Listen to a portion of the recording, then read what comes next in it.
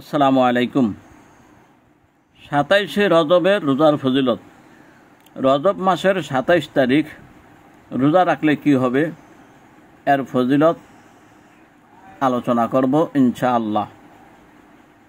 হুব্বাতুল্লাহ সনদ পরস্পরায় হযরত আবু হুরায়রা রাদিয়াল্লাহু তাআলা আনহু হইতে বলেন, রাসূল করিম সাল্লাল্লাহু আলাইহি সাল্লাম ইরশাদ করিয়াছেন যে, রজবের 27 তারিখে রোজা আদায়কারী 60 মাস রোজা রাখা পুণ্য লাভ করবে।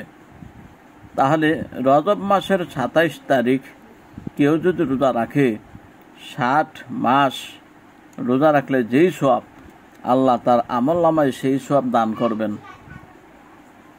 হযরত হাসান বসরি রাদিয়াল্লাহু তাআলা আনহু বলেন, হযরত আব্দুল্লাহ ইবনে আব্বাস রাদিয়াল্লাহু তাআলা আনহু 27শে রজবের রাত ইতিকাফ কাটাইয়া দিতেন। তিনি ওই দিন সকাল হইতে জোহর পর্যন্ত নফল নামাজ আদায় করতেন।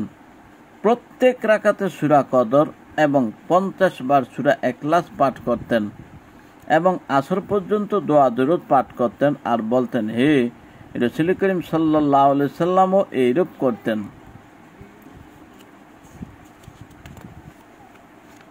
যে ব্যক্তি রজব মাসের 27 তারিখ দিবাগত রাতে নিম্ন বর্ণিত নিয়মে 12 রাকাত নামাজ পড়বে, আল্লাহ তাআলা তার 60 বছরের গুনাহ মাফ করিয়া দিবেন।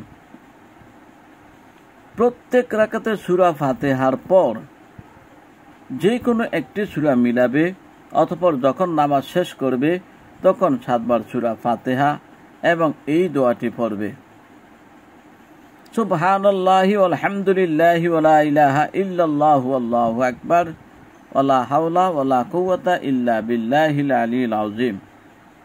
4 বার পড়বে এবং পরবর্তী দিন রোজা রাখবে। এই কথাগুলো পাবেন মা সাবাতা বিসুন্নাহ 349 পৃষ্ঠা হাদিস বইতে এগুলি পাবেন।